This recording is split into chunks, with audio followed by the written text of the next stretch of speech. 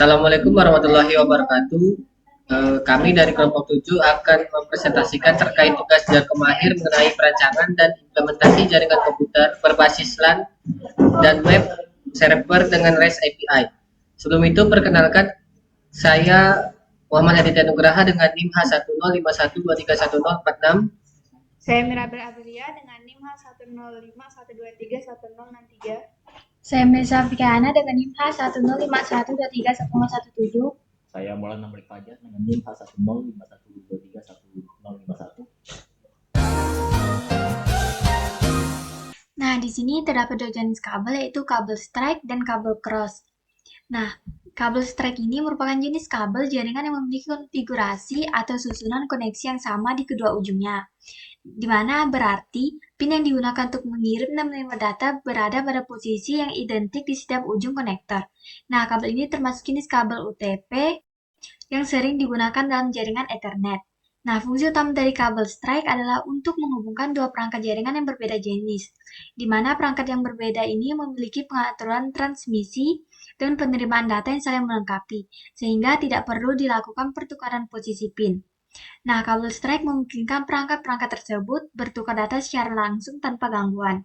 Contoh penggunaannya misalnya komputer ke switch, komputer ke hub, dan router ke switch. Nah, di mana kabel strike ini menghubungkan perangkat dengan fungsi port yang berbeda, misalnya satu mengirim data dan satu lagi menerima data. Kemudian yang kedua ini merupakan kabel cross. Nah, kabel cross ini merupakan kabel jaringan yang memiliki susunan koneksi yang berbeda di kedua ujungnya. Tujuannya adalah untuk menghilangkan posisi pin pengirim dan penerima, agar sinyal dari salah satu perangkat dapat langsung diterima oleh perangkat lainnya. Nah, kabel ini juga merupakan jenis kabel UTP yang digunakan dalam jaringan Ethernet. Fungsi utama dari kabel cross adalah untuk menghubungkan dua perangkat jaringan yang sejenis.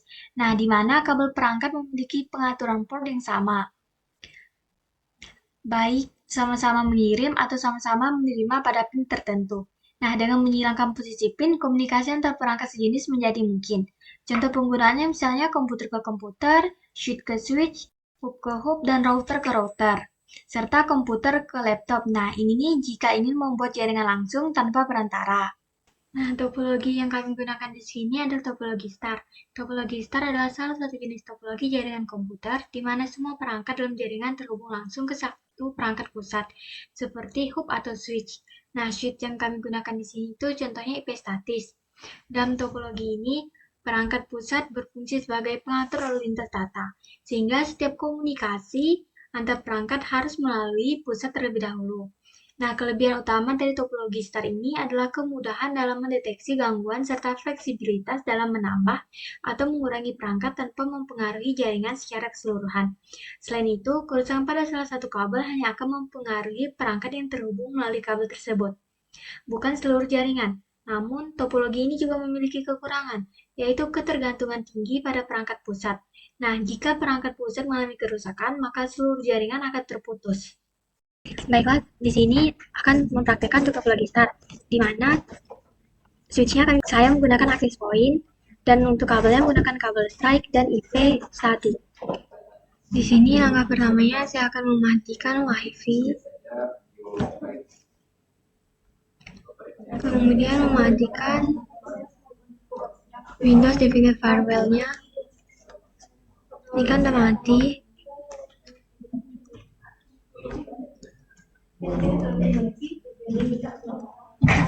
Kita matikan.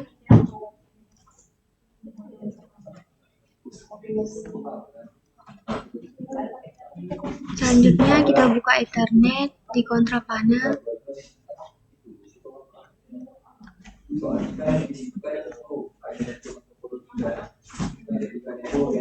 Setelah itu kita tekan edit, kemudian Internet Protocol version 4, buka property, kemudian kita tekan yang use the following IP address, kita masukkan IP kita 92.168.1.10.17. Nah, terus oke. Kita tekan close. Selanjutnya kita ke CMD.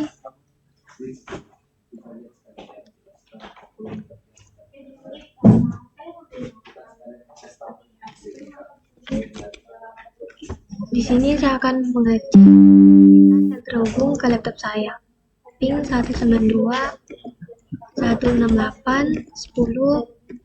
46. Nah, di sini sudah terhubung. Sekian, terima kasih.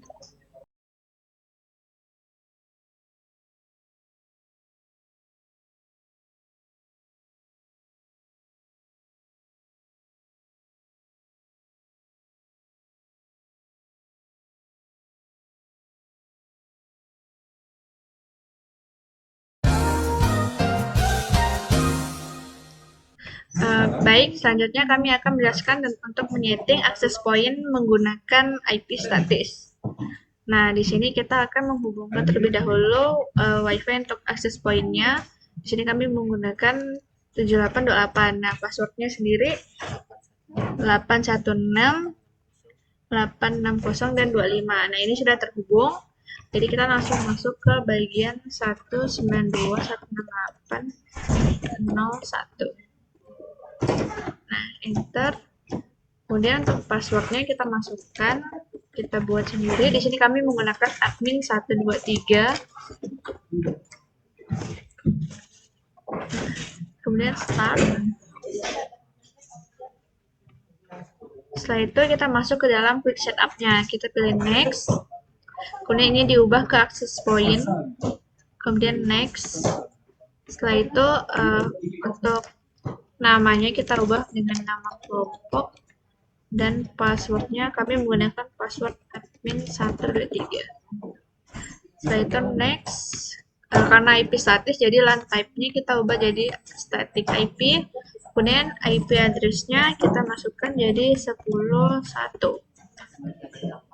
Kemudian next, scroll ke bawah dan tekan finish. Dia akan rebooting terlebih dahulu.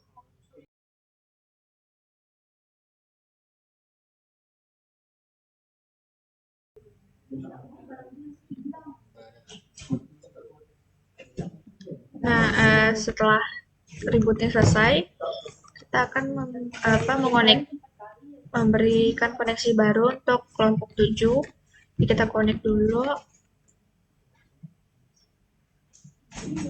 Untuk passwordnya dimasukin tadi admin 123.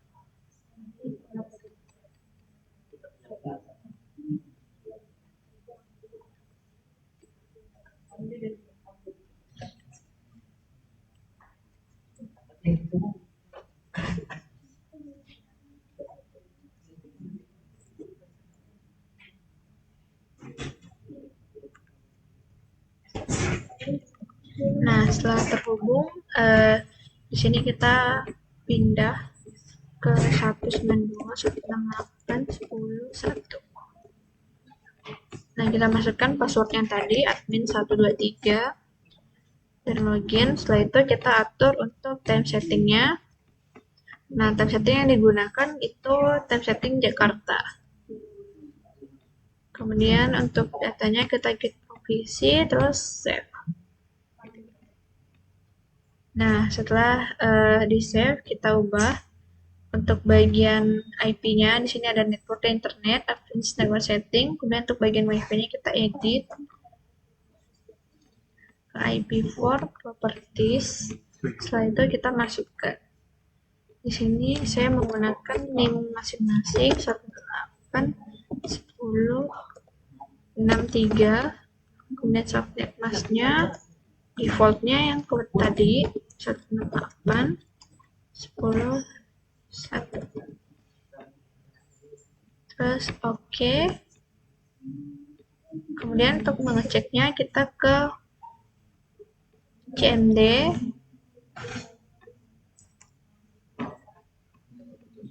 Nah, kita cek dulu untuk IP config-nya. Nah, di sini bisa terlihat untuk Wi-Fi-nya, di bagian Wi-Fi-nya, default gateway-nya itu 192.168.10.1. Nah, ini IP statisnya, kemudian ini IP yang kita setting sendiri. Kemudian, untuk mengeceknya, kita gunakan ping 192.168.10 dan IP Yang belakangnya sesuaikan dengan NIM. Jadi di sini NIM-nya untuk NIM Adit 46.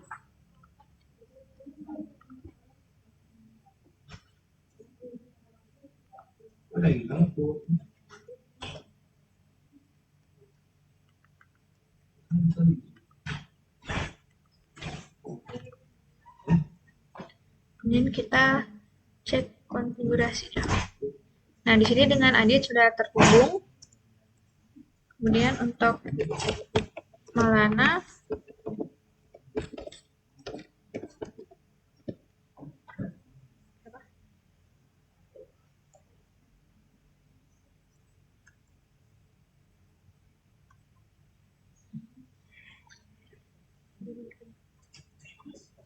nah di sini untuk NIM-nya NIM Vika 17, jadi kita cek.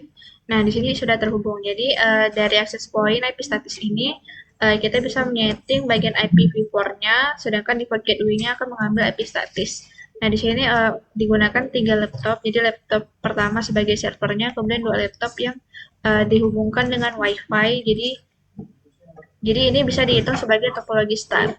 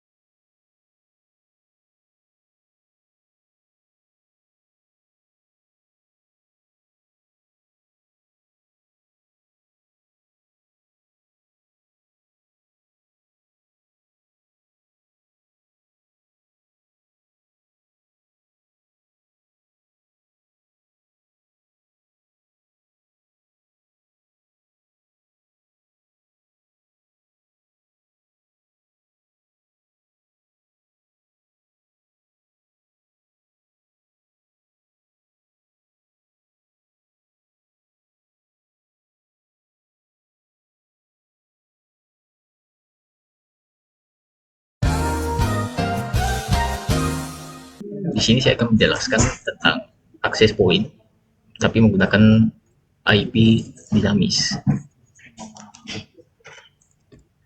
Pertama kita sambungkan dulu terlebih dahulu ke access point yang kita gunakan.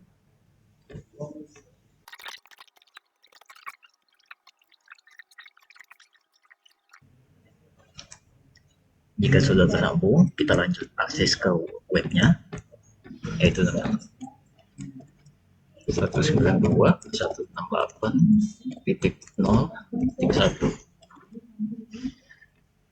Nah, pada bagian ini kita buat passwordnya, yaitu admin 123.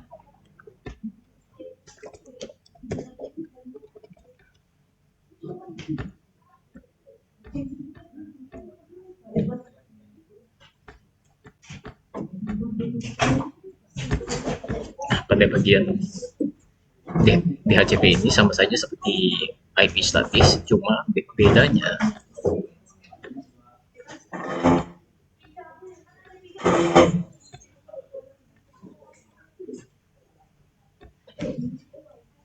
hanya di bagian line type. Pertama kita ganti dulu namanya menjadi kelompok 7.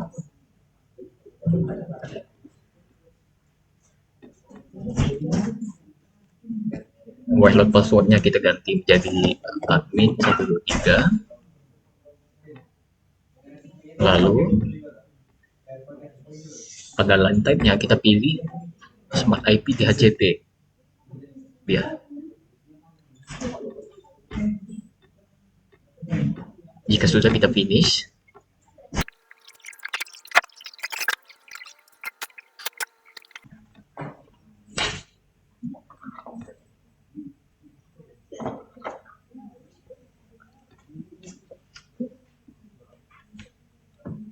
lalu kita coba akses ulang pada akses point yang sudah kita atur tadi,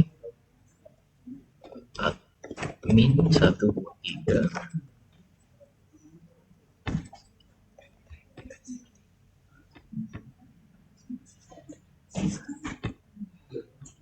pada bagian ini terlihat berhasil. Lalu kita ke sistem tool, kita ganti waktunya menjadi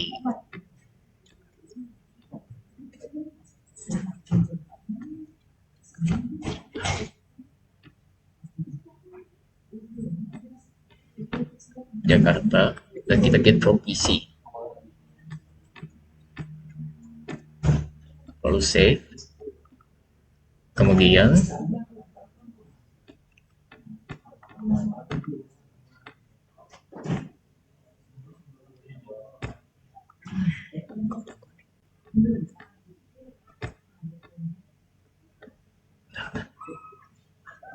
lanjut ya.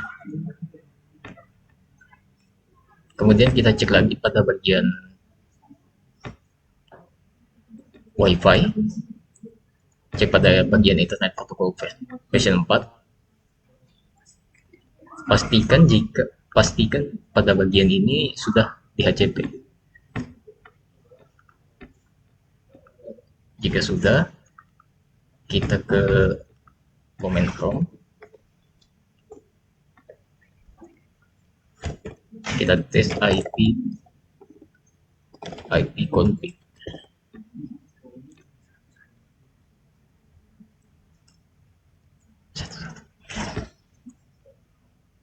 Lalu kita coba pin ke Adit, yaitu 192.168.10.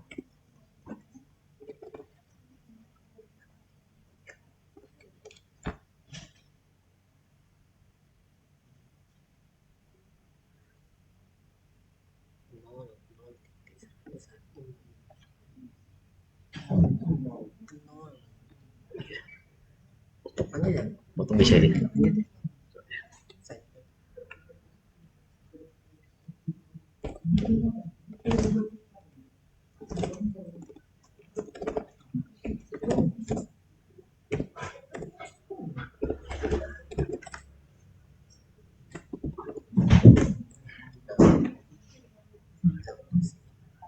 Ya, selanjutnya saya akan ping ke Melisa.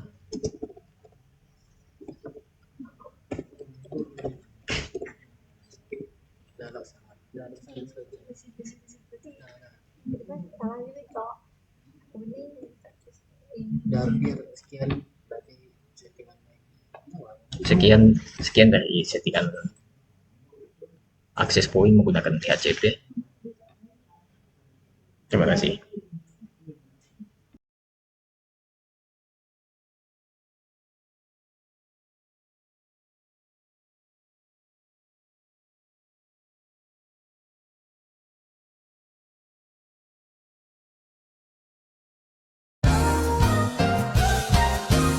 Selanjutnya saya akan menjelaskan apa itu subnetting dan mengapa subnetting itu penting pada jaringan komputer. Pertama, apa itu subnetting?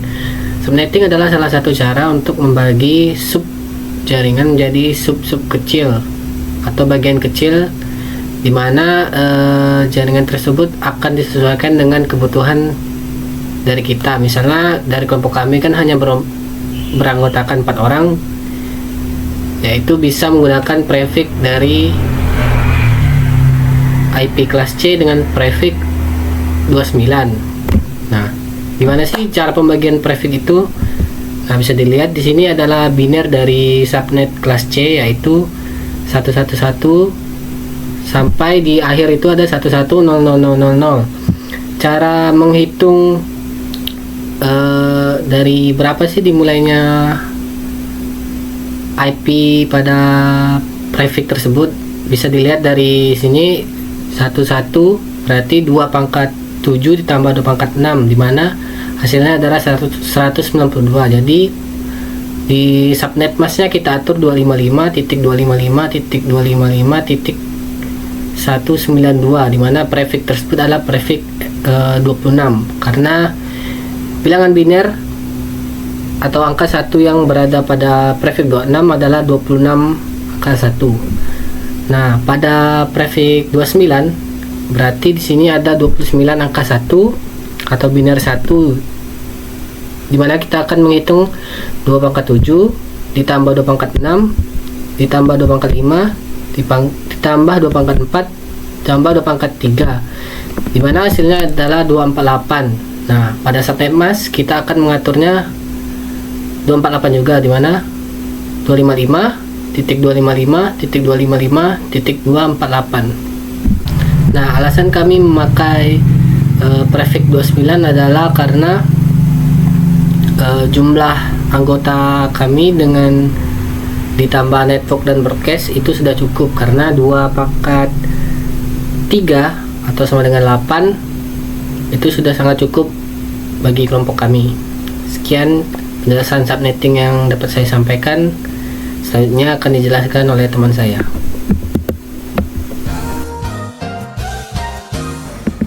Kali ini saya akan menjelaskan tentang bagaimana cara mengkonek antara ISP ke server, dimana ISP kami menggunakan sensor ultrasonik. Pertama, yang pastikan kode program servernya sudah dibuat. Kami menggunakan Python. Sini kita mengecek flashnya atau menginstal flashnya terlebih dahulu. Dimana cara mengecek flashnya itu flash min version. Ini Python yang kami gunakan yaitu 3.13.3 dan flashnya digunakan 3.1.1. Selanjutnya saya akan running atau menjalankan server ini dengan komen yaitu python server.py. Jika muncul notif seperti ini, berarti server kita sudah berjalan dengan baik. Selanjutnya kita akan mengcopy IP yang kita dapat, terus masuk ke settingan Arduino yang kita buat. Sini connect kan ke WiFi atau ke access point yang telah kita buat tadi, yaitu kelompok 7 dengan passwordnya admin 123.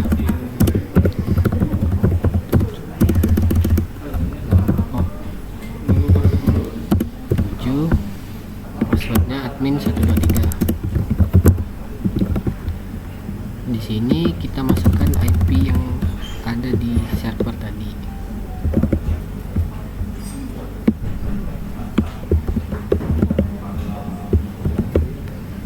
Saatnya kita akan compile, namun sebelumnya pastikan pin dari ISP dan pin dari codingan itu telah sama atau sesuai. Selanjutnya kita akan compile.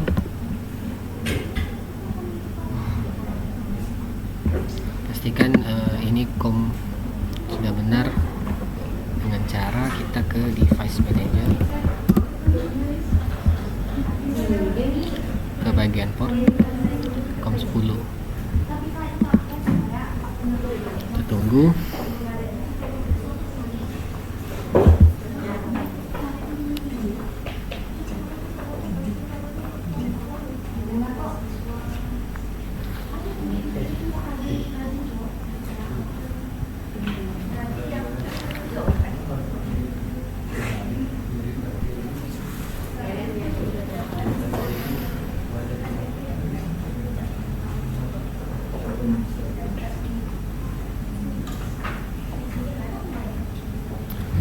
Setelah compile atau upload berhasil, kita ke bagian serial monitor.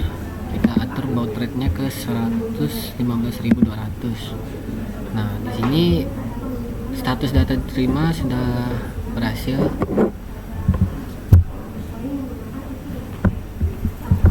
Sudah sesuai dengan jarak yang kita berikan. Selanjutnya kita cek di server. Di server juga data diterima dengan baik, sudah sesuai dengan jarak yang kita berikan.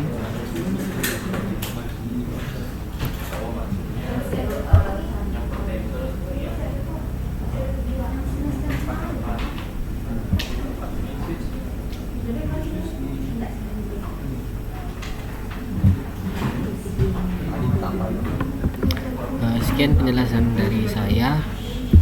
Assalamualaikum Assalamualaikum warahmatullahi wabarakatuh. Sekian presentasi yang dapat kami sampaikan. Kurang lebihnya mohon maaf.